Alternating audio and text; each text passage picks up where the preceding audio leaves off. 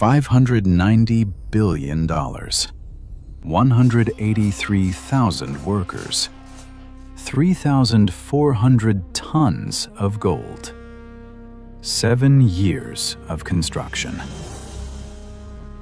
And not a single hammer was heard on site.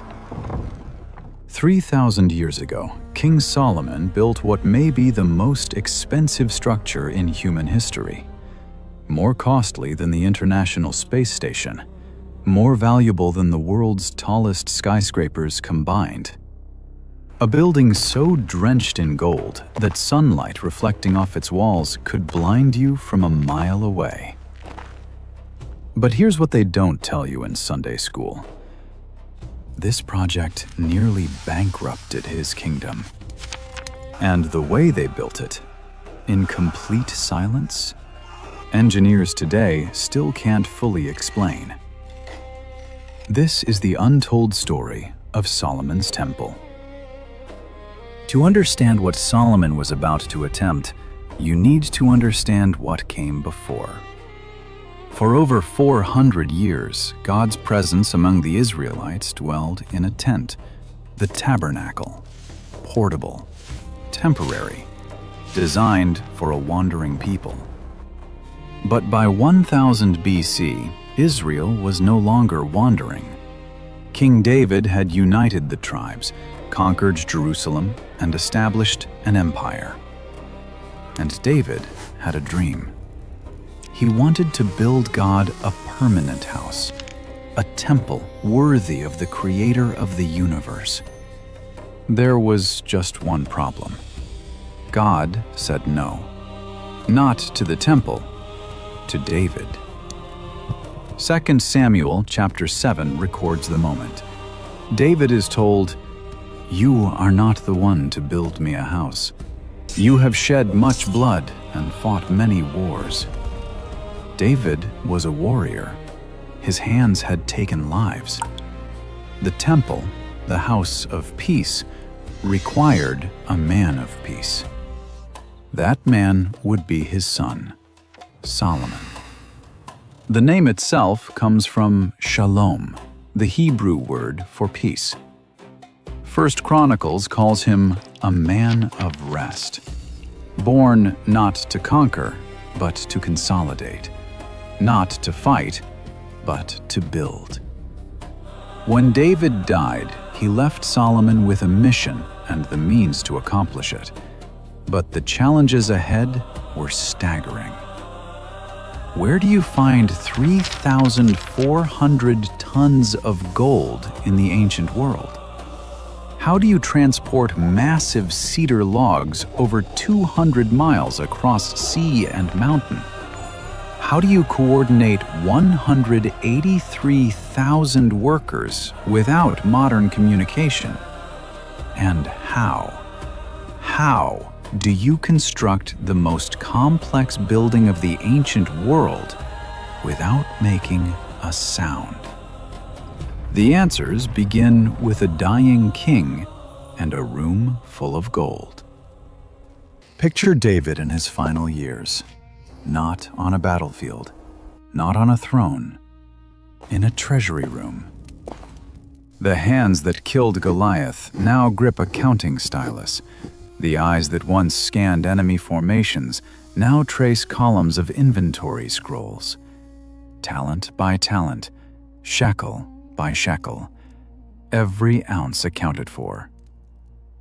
What most people don't realize is that David spent decades preparing for a building he would never see completed.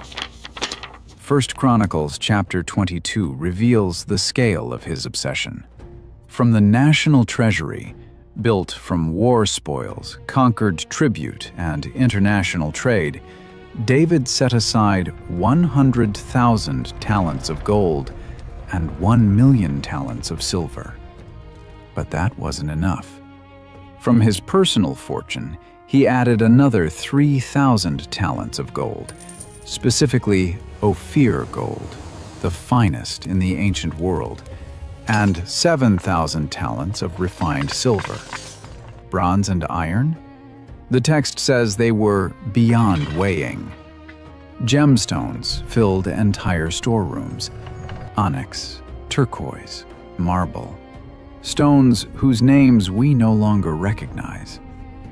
Now, let's translate these ancient numbers into terms we can grasp. 1 talent equaled approximately 34 kilograms, about 75 pounds. That means the gold reserves alone totaled 3,400 metric tons. At today's gold price of roughly $4,500 per ounce, that's $493 billion. Add the silver, over 34,000 metric tons, and you're looking at another $80 billion. The combined value? Approximately $590 billion in precious metals alone. For perspective, the International Space Station, humanity's most expensive construction project, cost $150 billion. The Abraj al-Bayt clock tower in Mecca, the world's most expensive building, cost $16 billion. Solomon's temple had nearly 40 times that budget in raw materials before a single worker was paid. David knew he wouldn't live to see it finished. 1 Chronicles 29 records his final address to the nation, an old man handing over his life's work to his son. "I have taken great pains," he said, "to provide for the temple of the Lord." Great pains. Decades of accumulation. Every conquered kingdom, every tribute payment, every trade negotiation, all flowing toward a single purpose. But $590 billion in gold doesn't build itself. Solomon had inherited the fortune. What he didn't have was the raw materials, the expertise, the trees. For that, he needed to make a deal with the most powerful merchant king in the ancient world. Israel had a problem. Gold they had in abundance, silver overflowed the treasury. But Israel was an agricultural nation. Farmers, shepherds, vintners. They had no timber industry, no master craftsmen, no experience building monumental structures. And for a project of this scale, Solomon needed one material above all others: cedar. Cedar of Lebanon.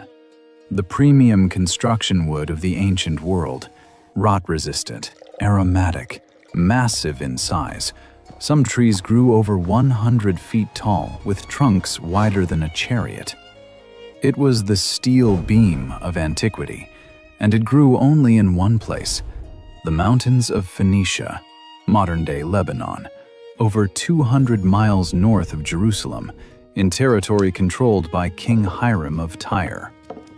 Tyre was the ancient world's maritime superpower. Phoenician ships dominated Mediterranean trade routes. Their craftsmen were legendary, and Hiram had already supplied cedar to David years earlier. So Solomon sent a message. 1 Kings chapter 5 preserves the diplomatic letter. "You know my father David could not build a temple," Solomon wrote, "because of the wars waged against him from all sides. But now the Lord my God has given me rest. I intend to build." Hiram agreed. But this wasn't charity. This was business. The deal: Israel would provide annual payments of 20,000 cores of wheat, roughly 4,400 tons of grain, plus 20,000 baths of pressed olive oil, around 440,000 liters, every year for 20 years. In exchange, Tyre would supply unlimited cedar and cypress timber, gold supplements, and, most importantly, skilled craftsmen led by a master artisan named Huram Abi, a man of mixed heritage, Israelite mother and Tyrian father, skilled in bronze, gold, silver, iron, stone, wood, and fabric. But getting the materials was only half the challenge. Moving them was the real engineering feat. Feel the salt spray as you stand at Joppa Harbor. Massive cedar rafts, some logs weighing several tons, drift in from the north, floated down the Mediterranean coast. Now turn inland. See those hills shimmering in the heat? Jerusalem sits up there, 800 meters higher, 60 kilometers of rocky, climbing terrain, and every single log had to make that journey. No trucks, no trains, no cranes, just rope, sledges, and human muscle. Solomon had the gold, he had the wood, he had the craftsmen. But who would actually do the building? The answer involved 183,000 people. Let that number settle. 183,000. In a nation of perhaps 1 to 2 million total inhabitants, Solomon conscripted nearly 10% of the entire population for this single project. In modern American terms, that would be like mobilizing 33 million people to build one structure. 1 Kings chapter 5 provides the organizational chart, and it reveals something uncomfortable. The workforce was divided into rigid tiers, and not everyone was treated equally. At the top, 30,000 Israelites assigned to logging operations in Lebanon. These men worked in rotating shifts, 10,000 at a time, 1 month in the mountains, 2 months home with their families. Demanding work, yes, but sustainable, humane even. Below them, 80,000 stonecutters and 70,000 carriers. 150,000 people assigned to the most brutal labor, quarrying rock and hauling it up mountainous terrain. These were not Israelites, they were foreigners, descendants of Canaanite peoples conquered generations earlier. And for them, there was no rotation, no 2 months at home, just endless work under permanent conscription. The Hebrew term is mas, corvée labor, forced service to the state. The Bible records it without editorial comment, but the math is unavoidable. Solomon's temple, the house of the God who liberated Israel from Egyptian slavery, was built substantially by slave labor. Overseeing this vast operation was a man named Adoniram, minister of forced labor. It was not a position that won friends. Years later, after Solomon's death, when the northern tribes demanded relief from the heavy yoke, they demonstrated their rage by stoning Adoniram to death in the street. But there's one more figure in this story worth noting. A young official named Jeroboam, assigned to supervise labor gangs. He saw the system from the inside, the exhaustion, the resentment, the injustice.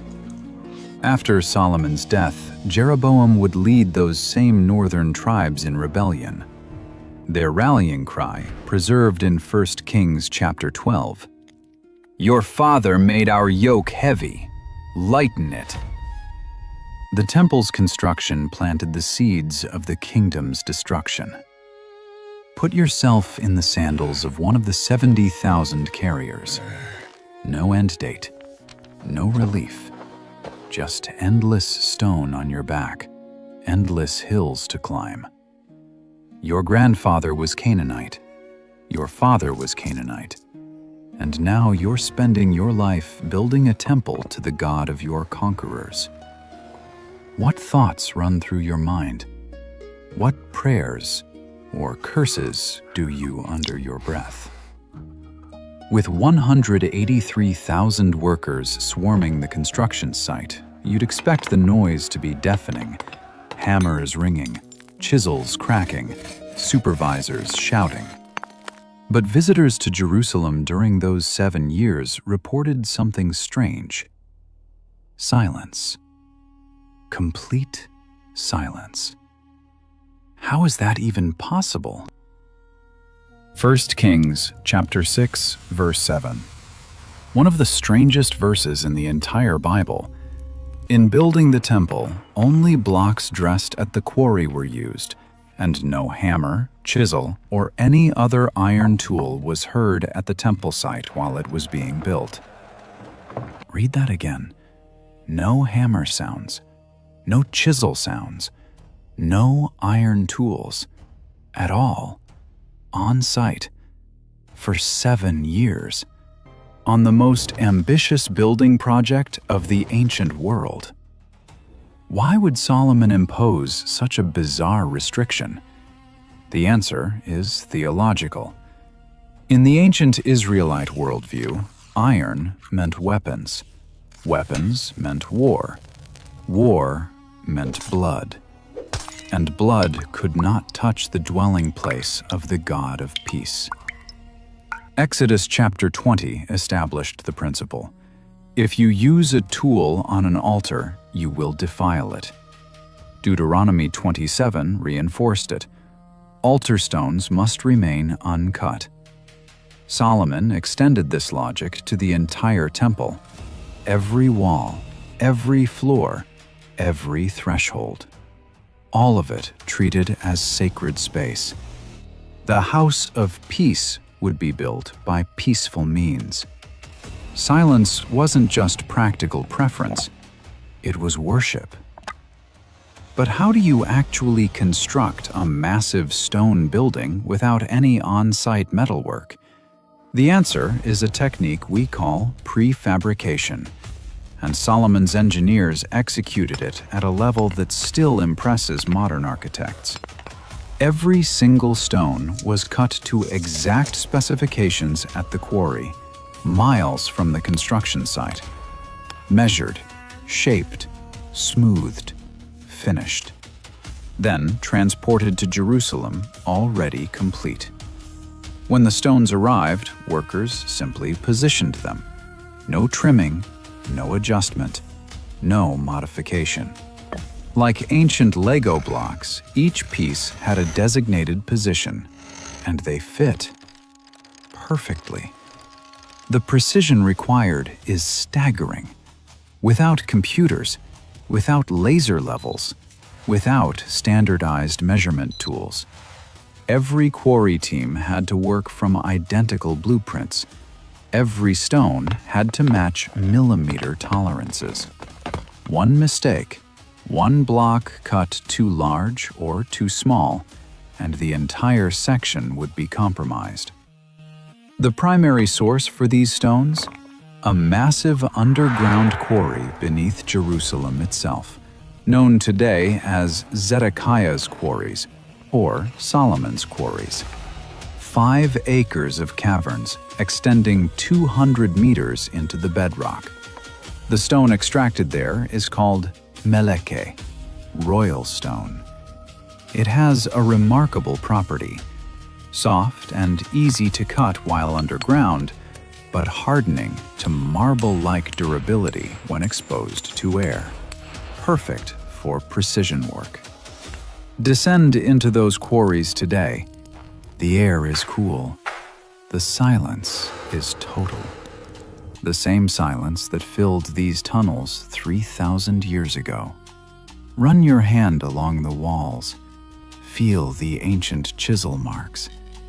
Somewhere in this darkness, 80,000 men spent years cutting stones by torchlight. Stones they would never see placed in the building above. Every mark they made was an act of faith in a plan they couldn't see. 7 years, $590 billion, 183,000 workers, millions of stones carved in darkness, assembled in silence. And finally, it was finished. But the construction was never the point. The real moment was still to come. The day of dedication arrived. All Israel gathered. Solomon stood before the massive bronze altar in the courtyard. The priests carried the Ark of the Covenant, Israel's most sacred object, the golden chest containing the tablets of the law, from the city of David where his father had housed it. They passed through the great doors. Through the holy place, walls covered in gold, floors covered in gold, cedar beams overlaid with gold. Into the Holy of Holies, the innermost room, a perfect cube of 20 cubits in each dimension, walls of gold. Under the wings of 2 golden cherubim, each 15 feet tall. They set the ark down. They withdrew. And then it happened. 2 Chronicles chapter 5. Then the temple of the Lord was filled with the cloud, and the priests could not perform their service because of the cloud, for the glory of the Lord filled the temple of God. Not fog, not incense smoke, the Shekinah, the visible, tangible, overwhelming presence of the living God. It was so thick the priests couldn't stand.